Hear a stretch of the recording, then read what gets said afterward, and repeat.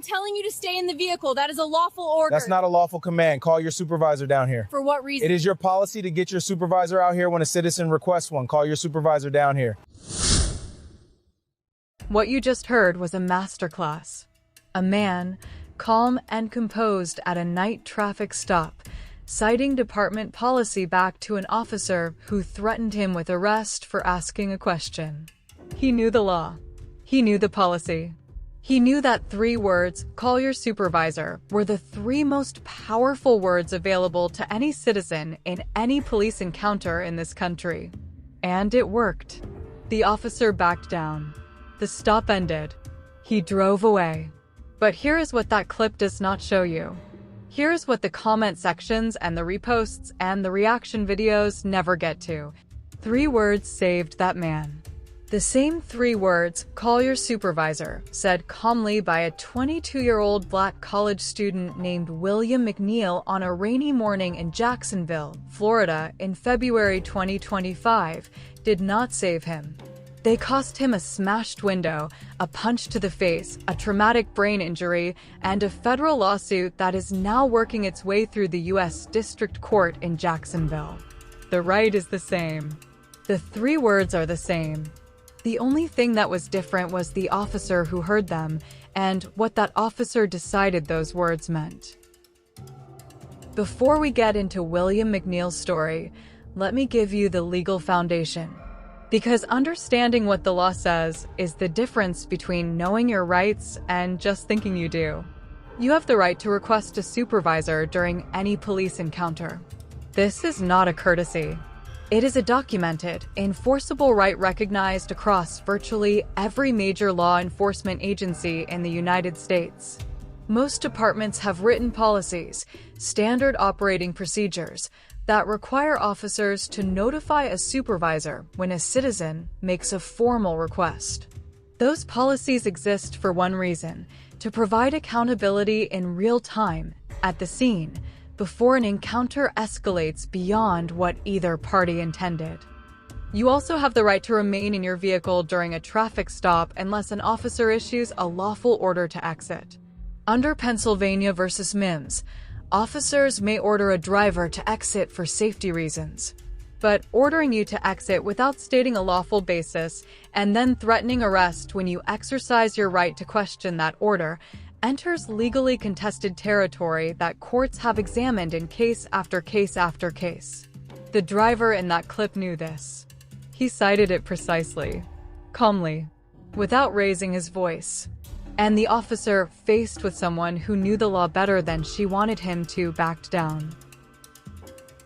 Hit subscribe right now and drop a comment telling me where you are watching from.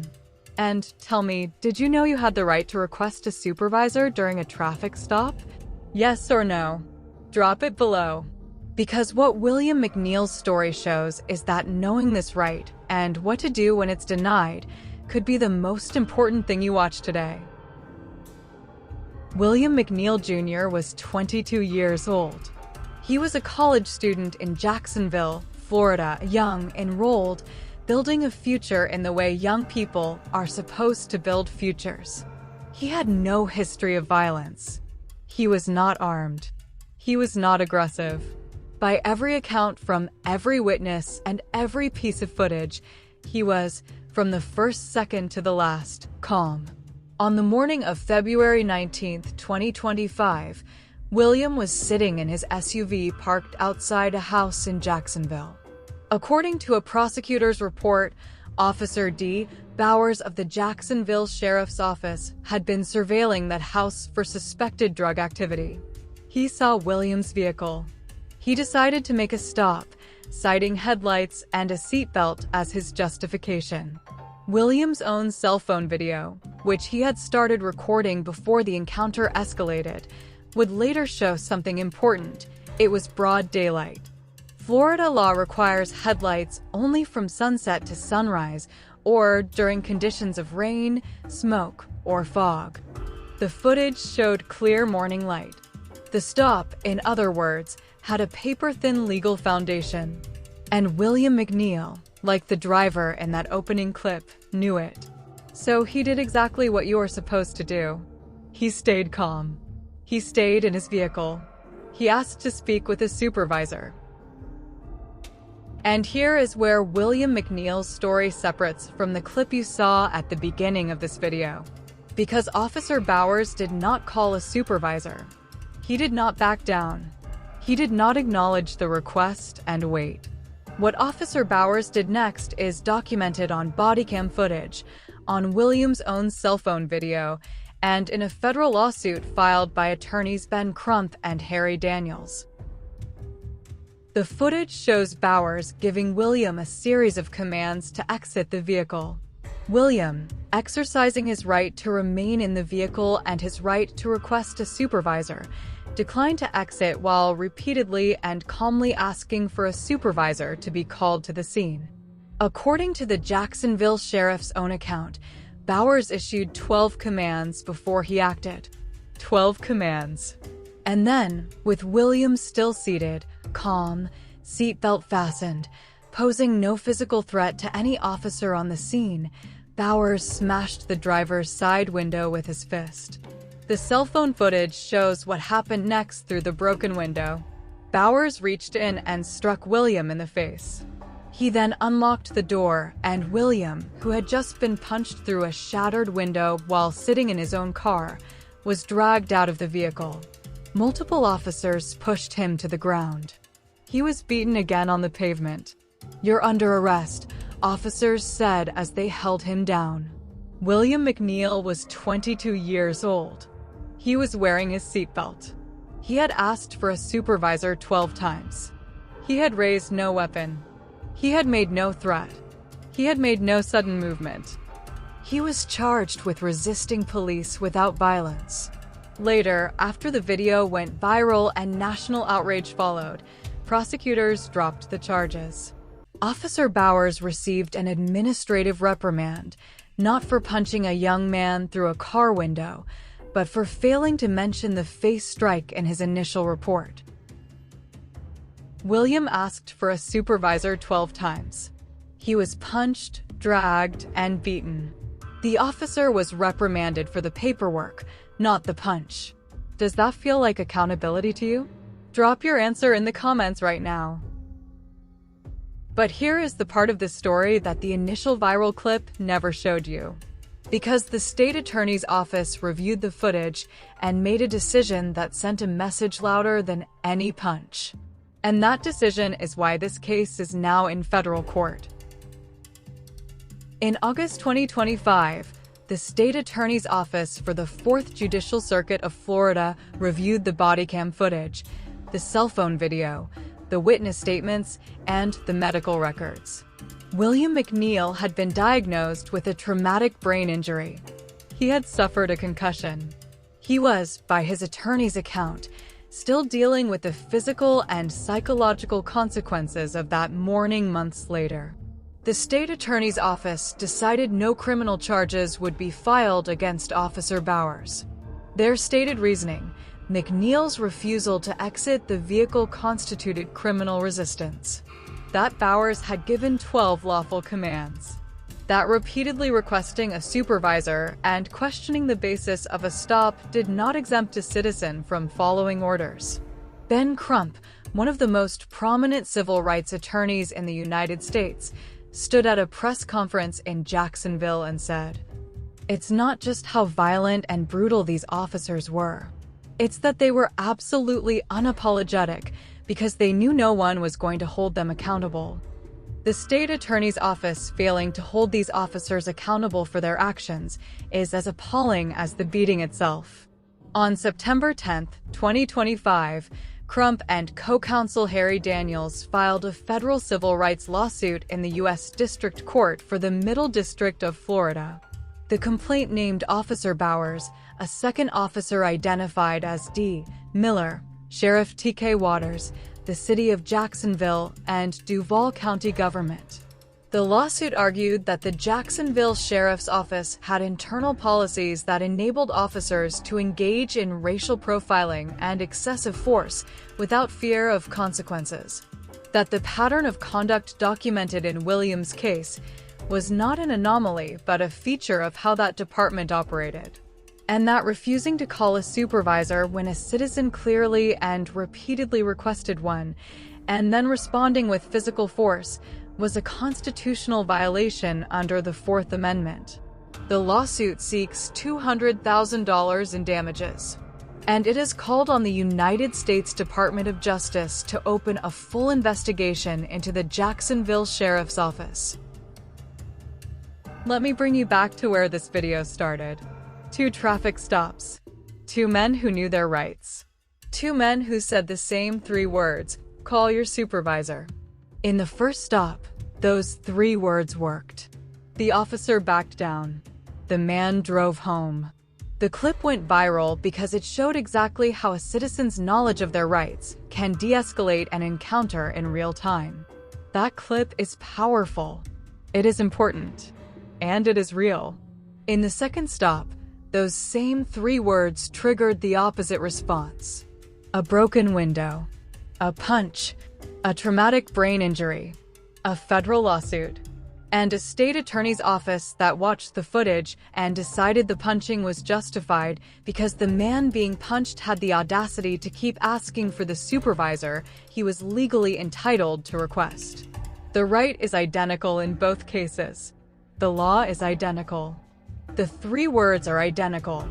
The difference between those 2 outcomes is not the law. The difference is the officer.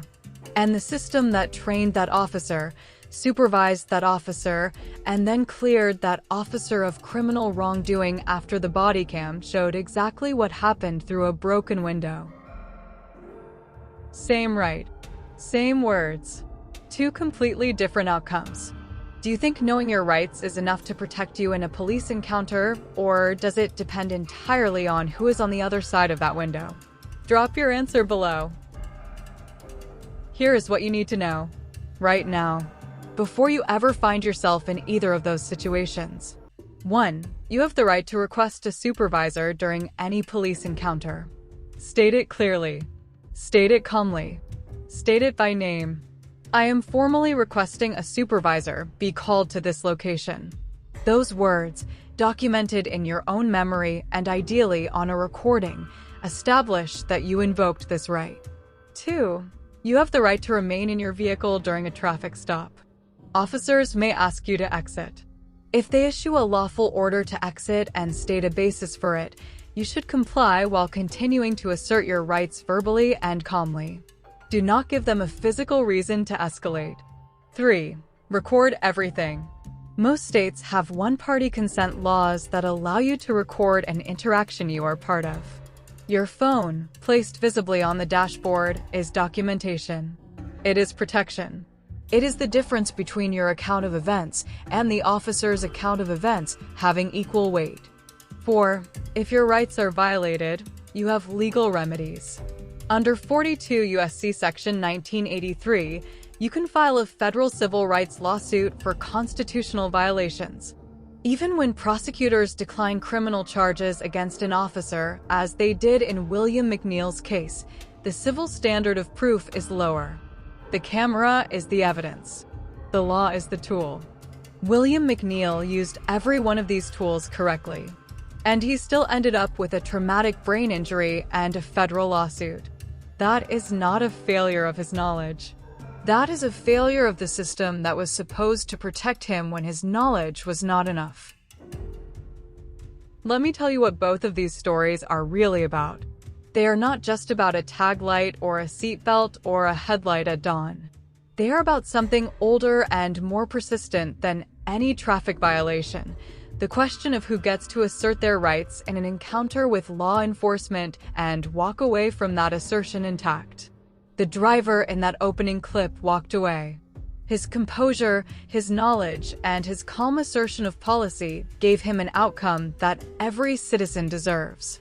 That clip is genuinely empowering. It shows what is possible when the officer on the other side of that window chooses de-escalation over ego.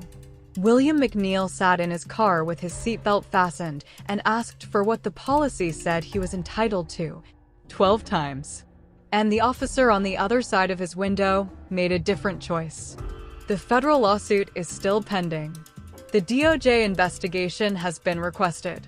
The traumatic brain injury is documented, and Officer Bowers, reprimanded only for the paperwork, not the punch, remains employed by the Jacksonville Sheriff's Office. William McNeil said at the press conference, "I really just wanted my side of the story to be heard." He had asked for a supervisor so that his side of the story could be heard in real time on the street before anything escalated. That request was denied with a punch through a broken window. Now his side of the story is being heard in a federal courtroom. It took a traumatic brain injury, a viral video, Ben Crump, and a national outcry to get him what he asked for on a rainy Jacksonville morning with his seatbelt on. If this video taught you something about your rights, share it. Right now. Share it with every person you know who drives, who has kids who drive, who has ever been pulled over and not known exactly what they were and were not required to do. Drop a comment. Did you know you had the right to request a supervisor? And do you think the Jacksonville Sheriff's Office should face a full DOJ investigation? Tell me below. Subscribe and turn on notifications. Every week we bring you the body cam footage, the lawsuits, and the rights you need to know before you need to use them. We don't wait until after the window is broken to start the conversation. We'll see you in the next one. Stay safe out there. Know the 3 words. Say them calmly. Say them clearly. And never stop saying them until the supervisor arrives.